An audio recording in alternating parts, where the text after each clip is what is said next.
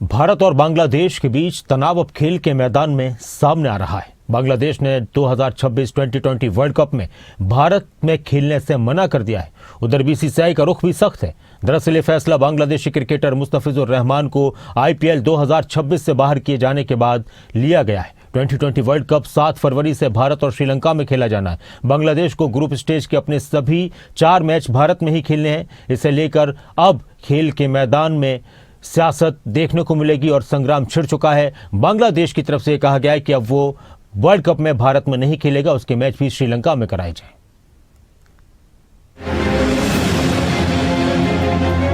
बांग्लादेश में हिंदुओं की हत्या का असर खेल के मैदान में नजर आ रहा है।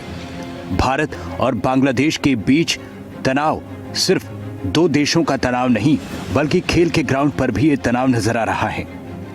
कोलकाता नाइट राइडर्स से बांग्लादेशी तेज गेंदबाज मुस्तफिजुर रहमान को रिलीज किए जाने के बाद मामला सिर्फ आईपीएल तक सीमित नहीं रह गया। बांग्लादेश क्रिकेट बोर्ड ने साफ कह दिया है कि अब भारत में आईपीएल वो नहीं खेलेंगे।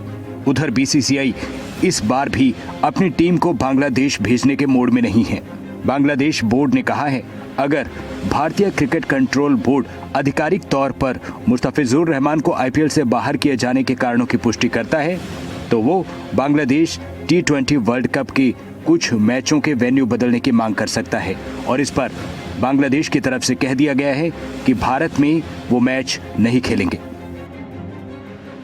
कोलकाता नाइट राइडर्स ने बीसीसीआई के निर्देशों का पालन करते हुए बांग्लादेशी तेज गेंदबाज मुस्तफिजुर रहमान को अपनी टीम से रिलीज कर दिया था। केकेआर ने पिछले महीने हुई आईपीएल की मिनी नीलामी में मुस्तफिजुर रहमान को 9.20 करोड़ रुपए में खरीदा।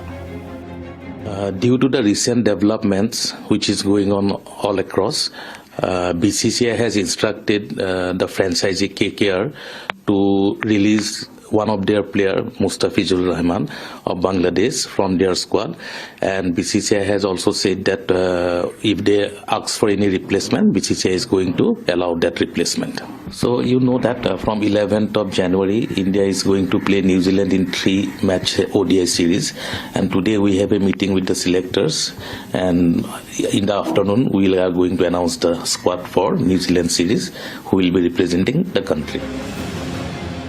इसके बाद बांग्लादेश और भारत के तनाव नजर आए। बांग्लादेश में हिंदुओं की हत्या हुई और गूंज खेल के मैदान तक जा पहुंची। बांग्लादेश में अल्पसंख्यक हिंदुओं पर हो रही हिंसा के बीच मुस्तफिजुर रहमान को टीम से हटाने की मांग पर कोलकाता नाइट राइडर्स ने मुस्तफिजुर रहमान को टीम से बाहर किया। बांग्लादेश में पिछले 15 दिन में कई हिंदुओं को निशाना बनाया जा चुका है। इसके विरोध के सुर भारत में भी सुनाई दिए। असर खेल के मैदान से लेकर सियासत के ग्राउंड तक नजर आ रहा है। 100 करोड़ सनातनियों की भावनाओं को समझते हुए जो बीसीसीआई ने निर्णय लिया है, उसके लिए बीसीसीआई का बहुत बहुत धन्यवाद। और हमने कल ही आप लोगों से कहा था कि आप निश्चित रहिए, भारत सरकार और बीसीसीआई इस पर को संज्ञान लेगी, चूंकि 100 करोड़ हिंदुओं की भावनाओं से